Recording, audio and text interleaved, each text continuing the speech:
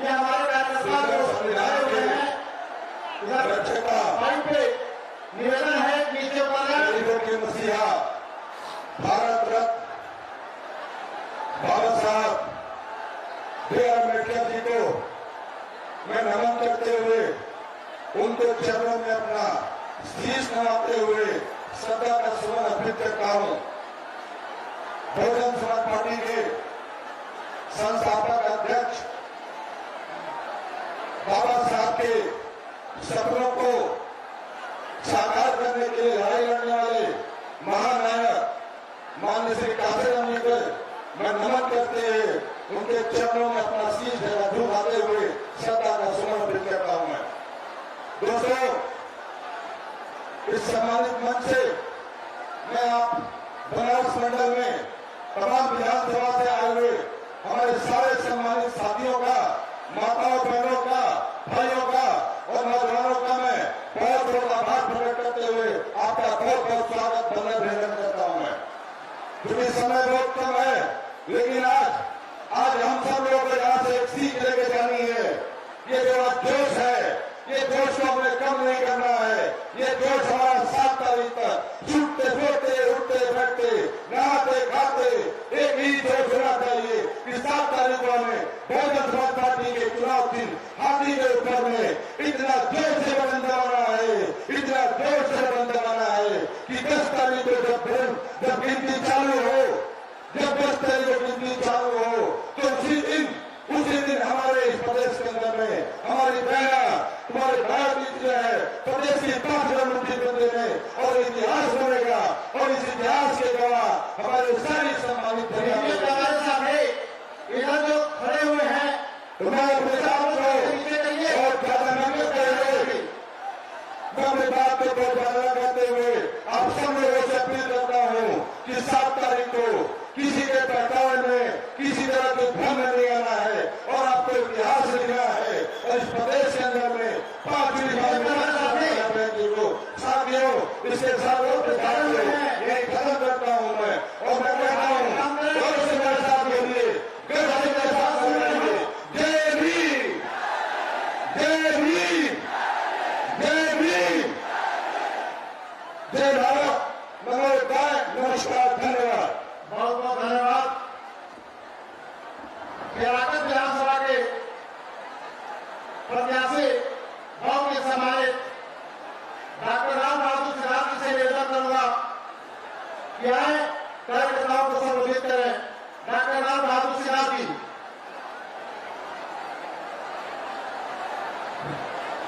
Hello मित्रों, आप Bahujan Samaj party के अनुशासित कार्यकर्ता हैं और आप सब लोग माननीय बहन जी को सुनने के लिए इस पंडाल में उपस्थित हुए हैं। इसलिए मेरे आग्रह है कि जितने सारे एवं कभी पोल पर कर रहे हैं, मैं निश्चित रूप से समझ लूंगा कि आप अनुशासनहीनता कर रहे हैं। यदि आप बहुजन समाज पार्टी के बहुजन समाज पार्टी के अनुशासित सिपाही है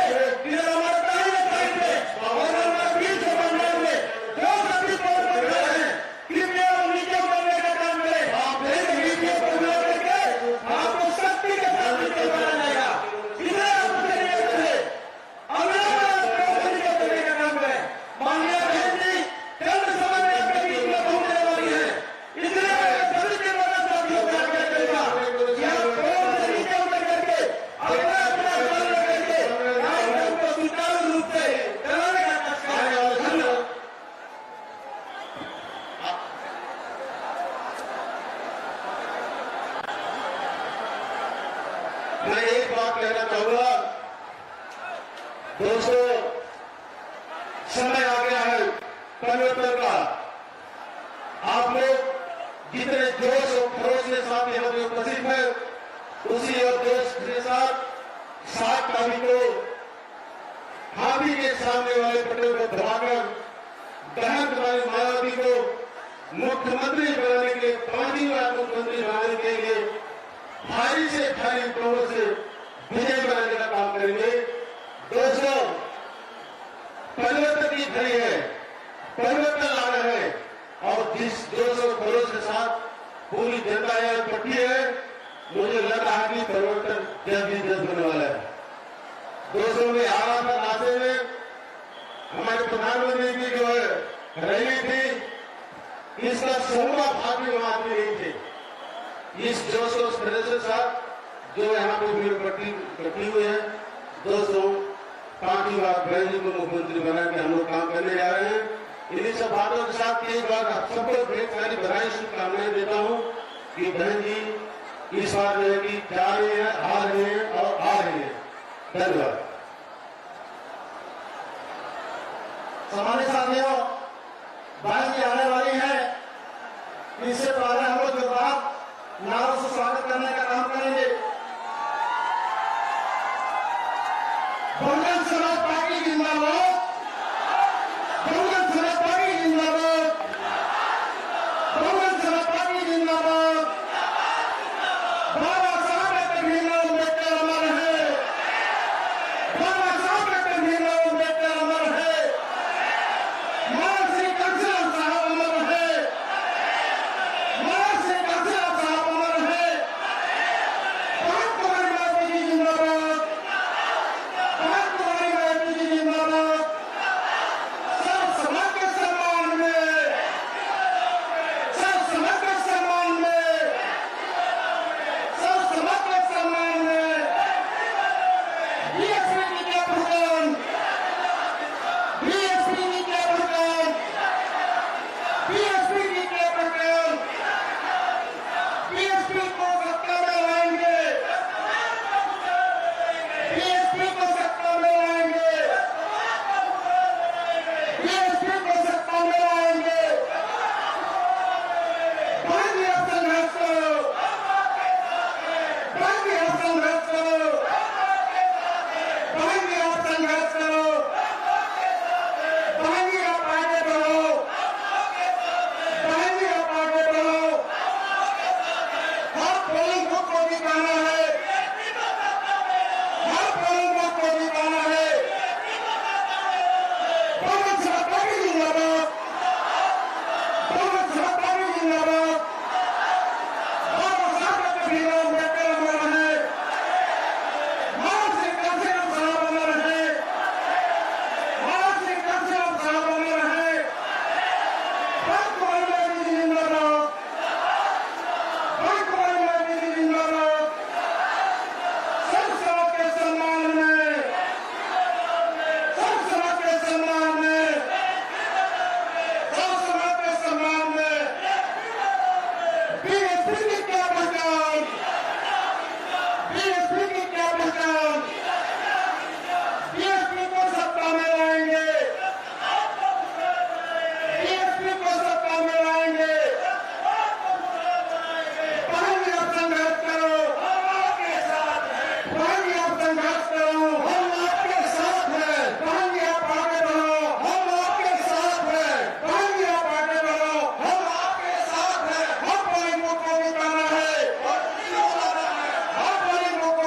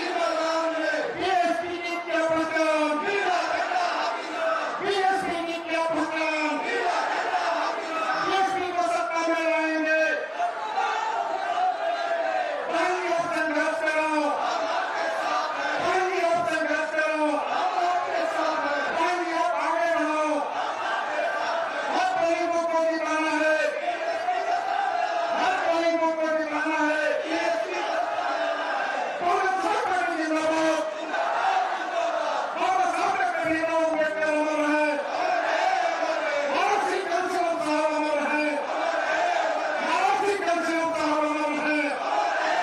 ठाकुर गांधी जी जिंदाबाद, ठाकुर गांधी जी जिंदाबाद। सब समाज के सम्मान में, सब समाज के सम्मान में, सब समाज के सम्मान में बीएसपी को सत्ता में लाएंगे, बीएसपी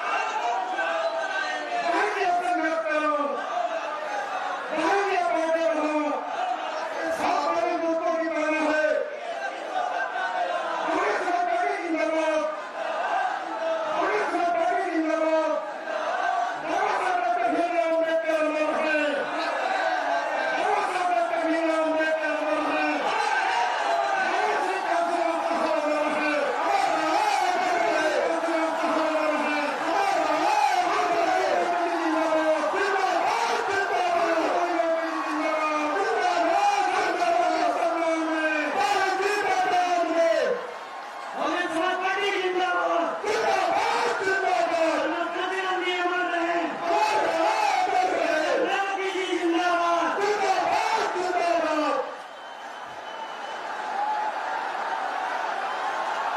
शुक्रिया। सम्मानित साथियों, आज तथागत गौतम बुद्ध की धरती सारनाथ वाराणसी की इस विशाल चुनावी जनसभा की मुख्य अतिथि बहुजन समाज पार्टी की राष्ट्रीय अध्यक्ष, उत्तर प्रदेश की 4 बार जनप्रिय मुख्यमंत्री रही, संसद की सैनी परम आदरणीय बहन कुमारी मायावती जी हमारे बीच पहुंच चुकी है।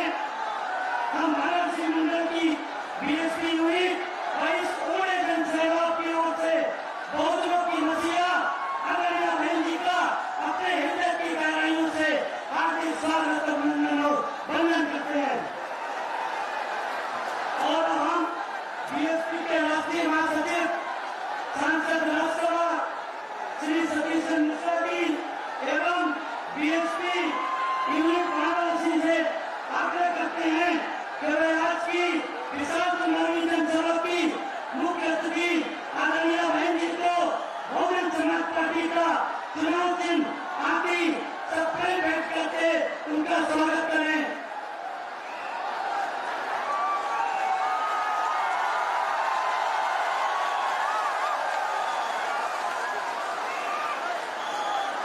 और अपने ज्यादा समय न लेते हुए आज की चुनावी जनसभा की मुख्य अतिथि करोड़ों करोड़ों अपेक्षित मजलूमों, सर्व समाज के जनप्रिय नेता, सामाजिक परिवर्तन की महानायिका आदरणीय बहन जी से विनम्र आग्रह करता हूँ कि वो आए और इस उमड़े हुए जन सैलाब को संबोधित करने की कृपा करें।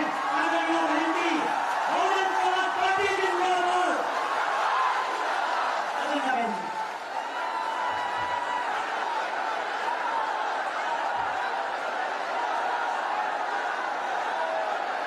चुनावी जनसभा में इकट्ठा हुए बीएसपी के सभी छोटे बड़े पदाधिकारियों एवं कार्यकर्तागण, आज आप लोग उत्तर प्रदेश में विधानसभा के लिए हो रहे आम चुनाव में अपनी पार्टी के वाराणसी मंडल के उम्मीदवारों के समर्थन में मुझे सुनने के लिए यहाँ भारी संख्या में इकट्ठा हुए हैं, तो उसके लिए मैं आप सभी लोगों का हार्दिक दिल से आभार प्रकट करती हूँ।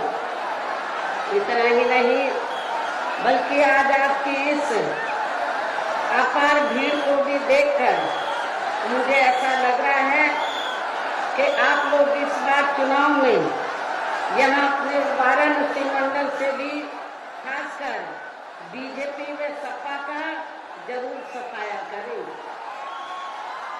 इस विश्वास के साथ ही अब मैं सबसे पहले अपनी पार्टी के संबंध में ये कहना चाहूँगी कि हमारी पार्टी ये चुनाव उत्तर प्रदेश की सभी विधानसभा की सीटों पर अकेले अपने बलबूते पर ही पूरी तैयारी व दमदारी के साथ यहाँ सन 2007 की तरह ही फिर से अपनी पार्टी की पूर्ण बहुमत की सरकार बनाने के लिए लड़ रही है, ताकि आपको वर्तमान में भाजपा के चल रहे जातिवादी, संकीर्ण, अहंकारी व तानाशाही वाले शासन से मुक्ति मिल सके। इसके साथ ही हमारी पार्टी ने पूर्व की तरह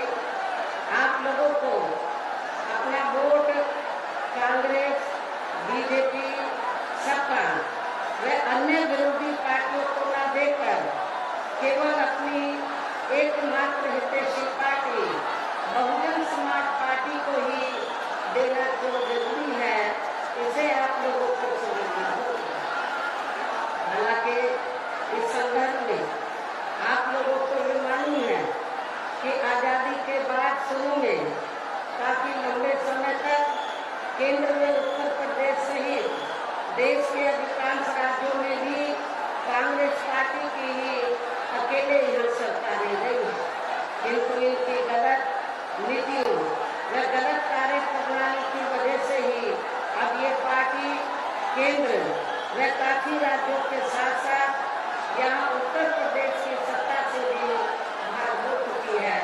इसके साथ ही ये पार्टी जबरदस्त जातिवादी होने के कारण शुरू से ही हर मामले में खासकर यहाँ दलित, आदिवासी व अन्य पिछड़ा वर्ग विरोधी पार्टी भी रही है और अभी भी है, जिस कारण केंद्र में रही इस कांग्रेस पार्टी की सरकार ने इन वर्गों के मसीहा व भारतीय संविधान के मूल निर्माता परम पूज्य बाबा साहब डॉक्टर भीमराव अम्बेडकर को भारत रत्न की उपाधि से भी सम्मानित नहीं किया था, जिसके लिए वो हर प्रकार से पात्र भी थे।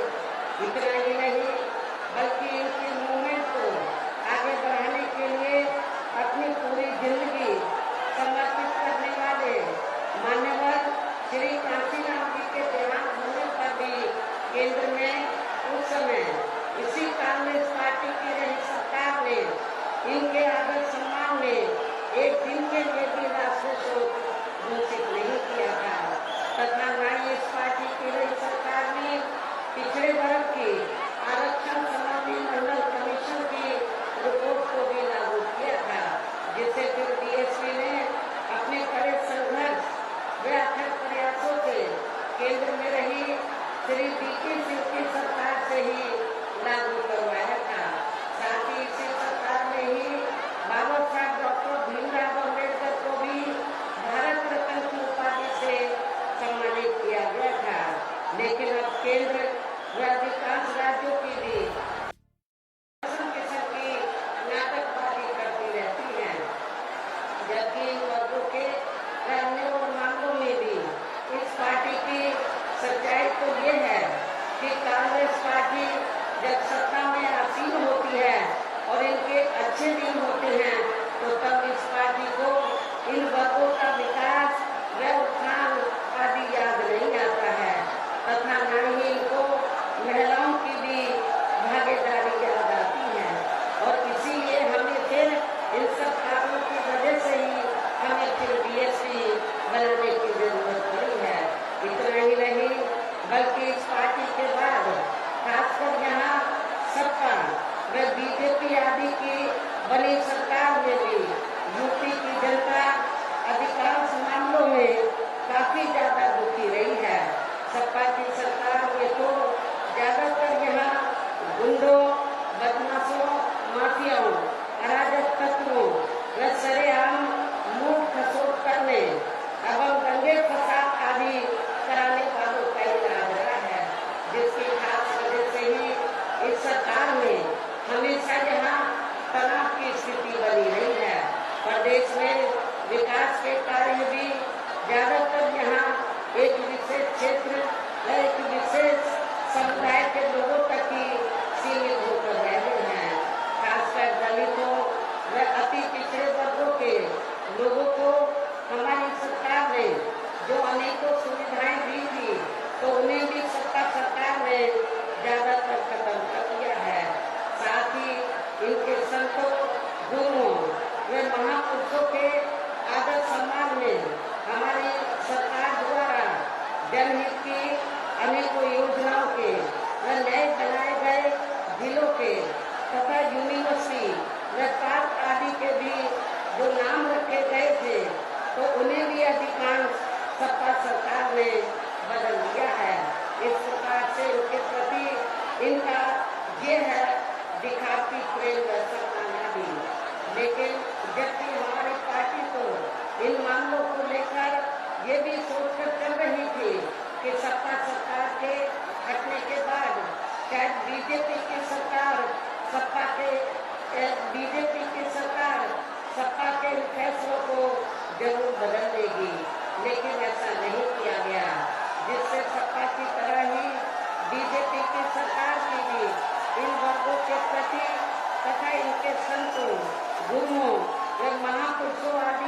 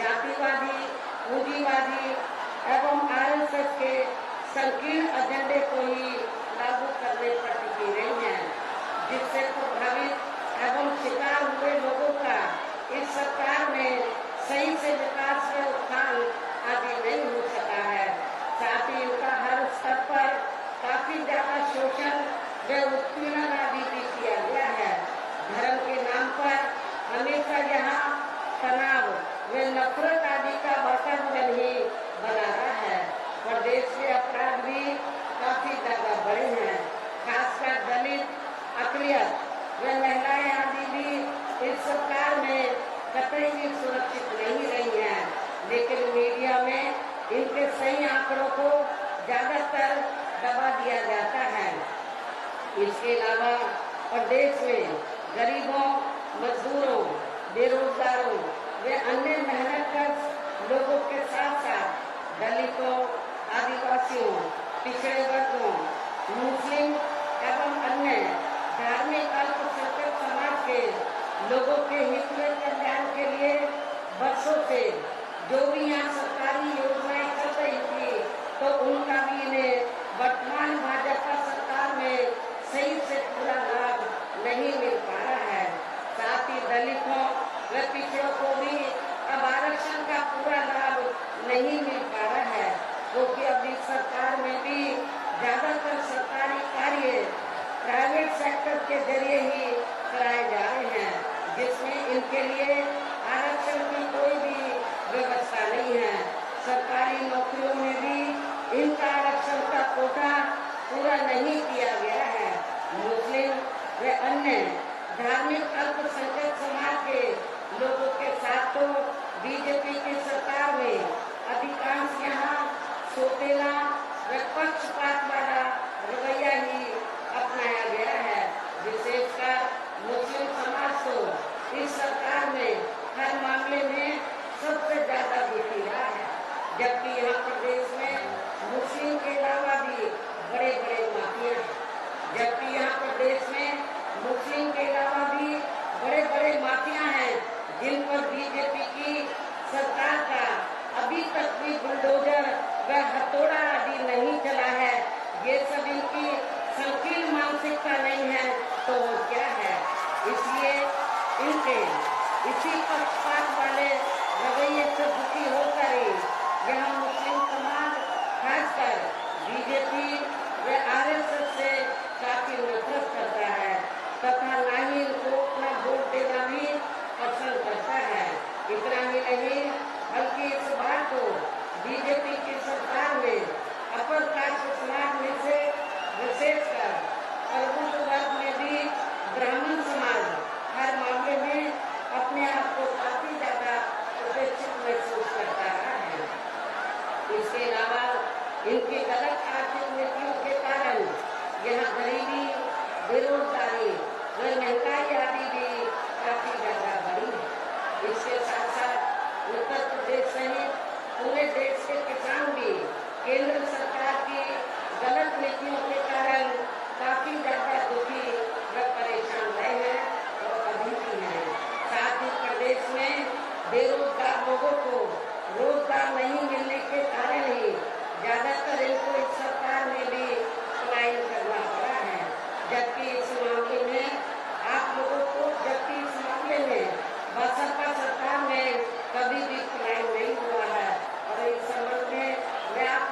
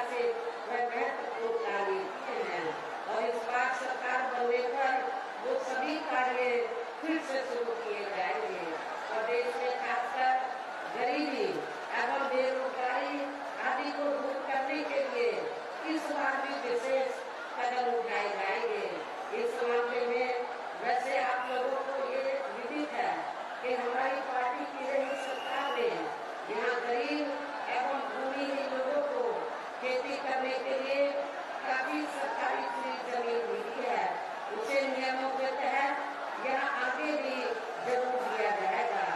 उनकी तरह इस बार भी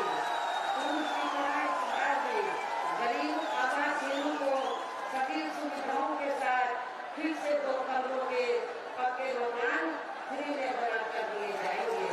साथ ही पूर्व की तरह देहातों व शहरों आदि को भी सभी जरूरी सुविधाओं से विकसित किया जाएगा।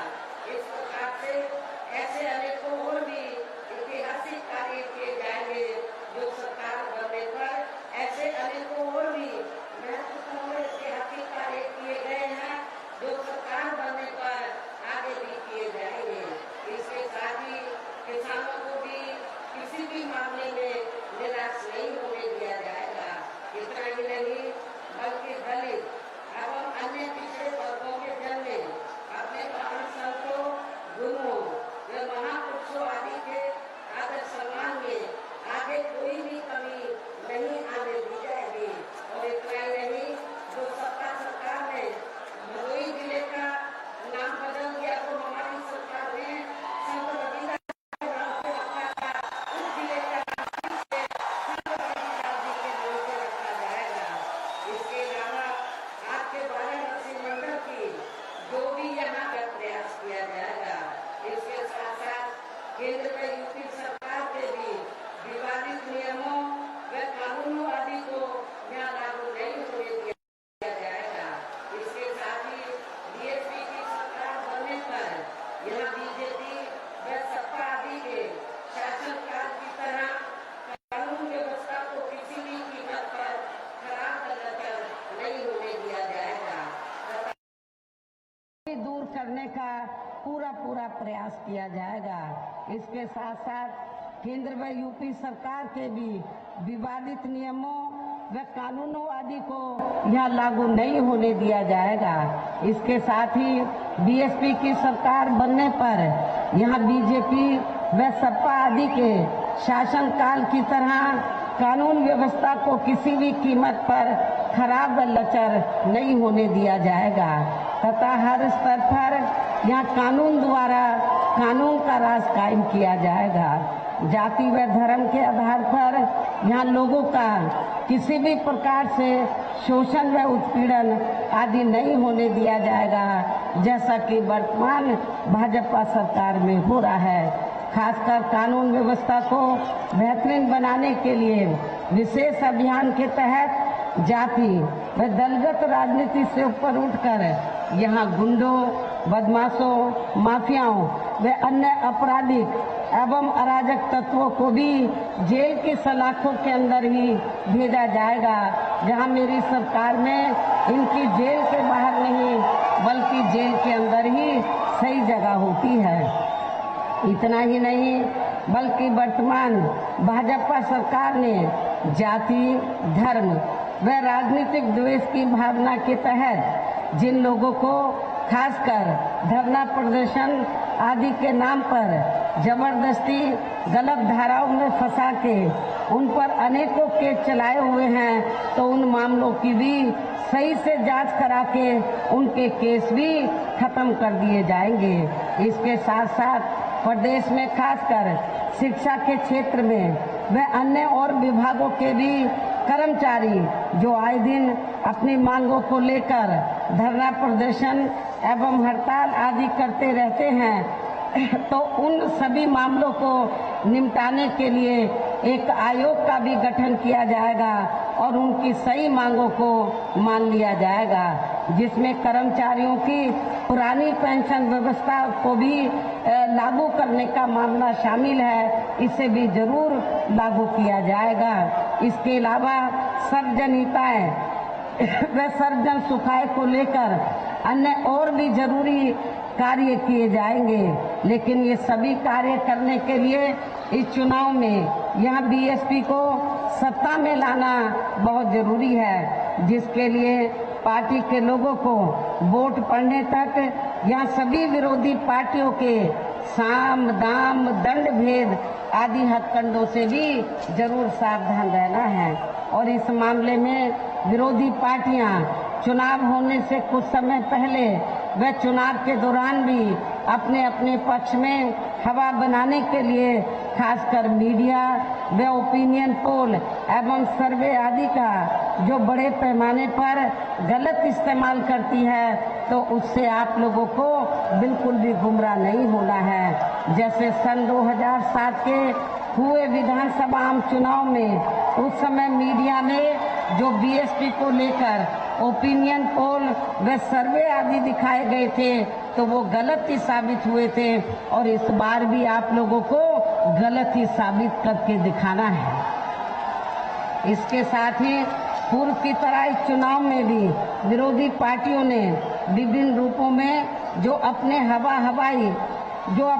हवाई व प्रलोभन भरे चुनावी घोषणा पत्र आदि जारी किए हैं, जिन्हें सत्ता में आने के बाद ये पार्टियां अधिकांश अमल में नहीं लाती हैं, तो उनके बहकावे में भी आपको कतई नहीं आना है, जिन पर से अब जनता का काफी हद तक विश्वास ही उतर गया है। इसलिए इस मामले में बीएसपी किसी भी चुनाव में विरोधी पार्टियों की तरह अपना कोई भी चुनावी घोषणा पत्र आदि जारी नहीं करती है। वैसे भी बीएसपी कहने में बहुत कम बल्कि कार्य करके दिखाने में ही ज्यादा विश्वास रखती है, और ऐसा हमने यहाँ यूपी में अपनी चारों रही सरकारों के दौरान करके भी दिखाया है। इसके साथ ही हमारी पार्टी की चारों रही सरकारों ने प्रदेश में बिगड़ी हुई कानून व्यवस्था को सुधारने के साथ साथ प्रदेश के विकास एवं आम जनहित के लिए जो असंख्य अति महत्वपूर्ण कार्य किए हैं, वो अभी तक या किसी भी विरोधी पार्टी की सरकार ने नहीं किए हैं, बल्कि ज्यादातर उन्हीं कार्यों के नाम व स्वरूप आदि बदलकर अब विरोधी पार्टियों की सरकारें उन्हीं को ही भुनाने में लगी रहती हैं। लेकिन उन कार्यों के प्रति इनकी नियत व सोच सही नहीं होने के कारण उसमें भी ये पार्टियां ज्यादा सफल नहीं हो पा रही हैं। ऐसे में अब आप लोगों को इस चुनाव में अपने हित व कल्याण के लिए यहाँ फिर से बहुजन समाज पार्टी की सर्वजन हिताय व सर्वजन सुखाय की नीतियों पर आधारित सरकार बनाना बहुत जरूरी है, और इसके लिए अपनी पार्टी के लोगों को वोट पड़ने वाले दिन सबसे पहले सुबह उठते ही व समय से अपने अपने पोलिंग बूथों पर अपना वोट डालने के लिए जरूर जाना है। और इस मामले में हमारी महिलाएं जो बड़ी तादाद में मुझे सुनने के लिए आई हैं, वो भी पीछे नहीं रहेंगी, बल्कि पुरुषों से आगे निकलकर आप लोग सबसे पहले अपना वोट अपने अपने पोलिंग बूथ में डालने के लिए जरूर जाएंगे। इसके साथ ही आपका वोट अन्य कोई व्यक्ति ना डाल सके, इसका भी आप लोगों को खुद ही ध्यान रखना है। इसके साथ साथ अपनी पार्टी का कोई भी वोट पड़ने से ना रह जाए, तो उसका भी पार्टी के हर पोलिंग बूथ की कमेटी को विशेष ध्यान रखना है। और अब मेरी बीएसपी के लोगों से यही अपील है कि हमारी पार्टी ने यहाँ के वाराणसी मंडल में जिन भी विधानसभा की सीटों पर अपने उम्मीदवारों को चुनाव के मैदान में उतारा है, जो यहाँ आपके बीच में मंच पर मौजूद भी हैं, तो उन्हें अब आप लोगों को वोट वाले दिन अपनी पार्टी के हाथी चुनाव चिन्ह के सामने वाले बटन को दबा के जरूर कामयाब बनाना है, जिताना है। और फिर से आपको यहाँ सन 2007 की तरह ही बीएसपी की अपनी पूर्ण बहुमत की सरकार भी जरूर बनाना है। तभी फिर प्रदेश में अमन चैन कायम होने के साथ साथ यहाँ सभी धर्मों व वर्गों के लोगों का भी सही से विकास व उत्थान आदि हो सकता है। साथ ही यहाँ अन्याय, अपराध, भय व भ्रष्टाचार मुक्त एवं विकास युक्त वातावरण भी पैदा हो सकता है। और तभी फिर यहाँ परम पूज्य बाबा साहब डॉक्टर भीमराव अंबेडकर एवं मान्यवर श्री कांशीराम जी आदि का भी सपना सही साकार हो सकता है। इस उम्मीद के साथ ही अब मेरा यही कहना है कि आप लोगों को क्या करना है। वोट वाले दिन आप लोगों को हर पोलिंग बूथ को जिताना है, बीएसपी को सत्ता में लाना है। आप लोगों को हर पोलिंग बूथ को जिताना है, बीएसपी को सत्ता में लाना है। वैसे आज आप लोगों की इस अपार भीड़ व भीड़ के भी जोश को देखकर मुझे ऐसा लग रहा है कि आप लोग इस बार फिर से बीएसपी के नेतृत्व में 5वीं बार बीएसपी की पूर्ण बहुमत की सरकार जरूर बनाएंगे और अपनी बहन जी को 5वीं बार उत्तर प्रदेश का मुख्यमंत्री भी जरूर बनाएंगे। और तभी फिर आप लोग यहाँ योगी जी को उनके मठ में वापस भेज सकेंगे, जहां उनकी सही जगह भी है। और ऐसा करना इसलिए भी बहुत जरूरी है। योगी जी को मठ में भेजना क्यों जरूरी है, और ऐसा करना इसलिए भी बहुत जरूरी है क्योंकि इन्होंने अपने पूरे कार्यकाल में अपनी जातिवादी एवं संकीर्ण मानसिकता के तहत चलकर या खासकर दलितों व अन्य पिछड़े वर्गों के लोगों की हर स्तर पर काफी ज्यादा उपेक्षा की है। साथ ही यहाँ मुसलमानों के विकास व उत्थान एवं उनकी सुरक्षा आदि की तरफ तो इस पार्टी की सरकार ने कतई भी ध्यान नहीं दिया है, बल्कि अपनी पूरी द्वेष की भावना के तहत ही इनको अधिकांश फर्जी मामलों में फंसा के उन्हें उजाड़ने एवं तबाह व बर्बाद आदि करने का ही केवल काम किया है। यही खराब स्थिति इस बार हमें अपर कास्ट समाज में से विशेषकर ब्राह्मण समाज की भी देखने के लिए मिल रही है। इसलिए ऐसी बीजेपी की सरकार को व इनके मुख्यमंत्री योगी जी को भी आप लोग इस बार चुनाव में इसकी सजा इनको सत्ता से बाहर करके जरूर देंगे, इनको फिर से सत्ता में नहीं आने देंगे। और जहां अपनी पार्टी की सर्वजन हिताय व सर्वजन सुखाय की नीतियों पर आधारित सरकार जरूर बनाएंगे। और मैं आप लोगों को ये बताना चाहती हूँ, एडवांस में ये बताना चाहती हूँ कि उत्तर प्रदेश में 7 चरणों में चुनाव हो रहे हैं। आखिरी चरण बचा है 7वां। छठे चरण का आज वोटिंग हो रहा है, लेकिन अभी तक के जितने भी चरणों में वोट पड़ा है तो बहुजन समाज पार्टी की बहुत अच्छी रिपोर्ट मिल रही है और बहुत अच्छी रिपोर्ट मिल रही है। और मैं आप लोगों को ये बताना चाहती हूँ कि जब रिजल्ट आएगा तो जो मीडिया खास तौर से अभी तक ओपिनियन पोल और सर्वे आदि जो बीएसपी को बिल्कुल किधर वो काउंट ही नहीं कर रहा, गिन ही नहीं रहा, किनारे करके चल रहा है, मुझे लगता है उस दिन मीडिया का भी चेहरा जरूर उतर जाएगा और वो रियलाइज करेंगे, वो ये महसूस करेंगे कि हमने ये गलत किया है। इसलिए मैं बार बार कहती हूँ, मीडिया के हम सबके खिलाफ नहीं हैं, लेकिन मीडिया में जो जातिवादी मानसिकता का मीडिया है उसको क्या इतनी अपार भीड़ नजर नहीं आ रही? मेरा पूरा यूपी में दौरा हुआ है, पूरे उत्तर प्रदेश में बड़े पैमाने पर लोग मुझे सुनने के लिए आए।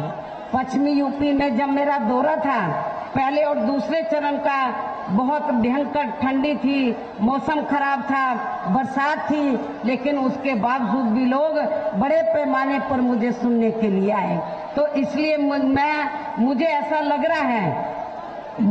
लग रहा है कि आप लोगों की भीड़, हर जगह भीड़ और जोश को देखकर ऐसा लग रहा है, पार्टी के लोगों के जोश को देखकर, कि बहुजन समाज पार्टी इस बार जरूर सत्ता में आएगी। इस बार बहुजन समाज पार्टी जरूर सत्ता में आएगी। और आप लोगों की जो दिली तमन्ना थी कि हमारे साथ बहुत जुल्म ज्यादती हो रही है, आप लोग चाहते हैं बीएसपी का शासन आए, फिर से हम लोगों को अमन चैन के साथ यहाँ जिंदगी व्यतीत करने का मौका मिले, आपका विकास हो, आपको रोटी रोजी के साधन मिले, तो आप लोगों की ये दिली तमन्ना इस बार जरूर पूरा होगी। और खास तौर से बनारस मंडल में जितने भी जिले आते हैं मैं उन सबको बताना चाहती हूँ, जिन जिलों में जो भी स्थानीय समस्याएं होंगी उनको हमारी पार्टी की सरकार जरूर उनको दूर करेगी, उनका हल, उनका समाधान जरूर निकालेगी। ये भी मैं उनको विश्वास दिलाना चाहती हूँ। अब मैं आप लोग इसी विश्वास के साथ ही अब मैं पुनः वाराणसी मंडल के अपनी पार्टी के सभी उम्मीदवारों को जिताने की पुरजोर अपील करते हुए, भारी वोटों के अंतर से जिताने की अपील करते हुए अपनी बात यही समाप्त करती हूँ। जय भीम, जय भारत।